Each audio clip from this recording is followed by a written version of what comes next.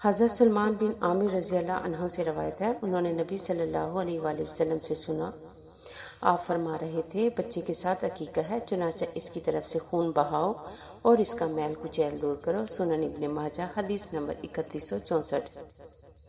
حضرت رافع بن خدیج رضی اللہ عنہ سے روایت ہے، انہوں نے فرمایا ہم لوگ رسول اللہ صلی اللہ علیہ وآلہ وسلم کے ساتھ ایک سفر میں تھے۔ میں نے عرض کیا اے اللہ کے رسول، ہم جنگوں میں جاتے ہیں اور مال غنیمت میں ملنے والے جانور ذبح کرنے کے لیے ہمارے پاس چھریاں نہیں ہوتی۔ رسول اللہ صلی اللہ علیہ وآلہ وسلم نے فرمایا جس چیز کے ساتھ خون جاری ہو جائے اور اس پر اللہ کا نام لیا جائے تو اس طرح ذبح کیے ہوئے جانور کا گوشت کھا لے، سوائے دانت اور ناخن کے، کیونکہ دانت تو ہڈی ہے اور ناخن حبشیوں کی چھریاں ہیں۔ سنن ابن ماجہ حدیث نمبر 3178۔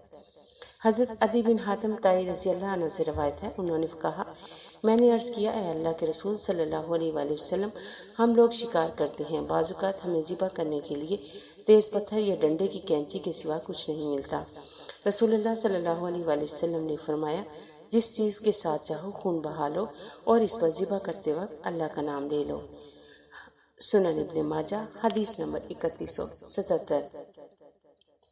ام المومنین سیدہ عائشہ رضی اللہ عنہ سے روایت ہے کہ بعض افراد نے عرض کیا اے اللہ کے رسول صلی اللہ علیہ وسلم، کچھ لوگ ہمارے پاس گوشت لے کر آتے ہیں، ہمیں معلوم نہیں ہوتا کہ ذبح کرتے وقت اس پر اللہ کا نام لیا گیا ہے یا نہیں، تو ہم کیا کریں؟ آپ نے فرمایا تم اللہ کا نام لے لو اور کھا لو۔ یہ لوگ نئے نئے کفر سے اسلام میں داخل ہوئے تھے۔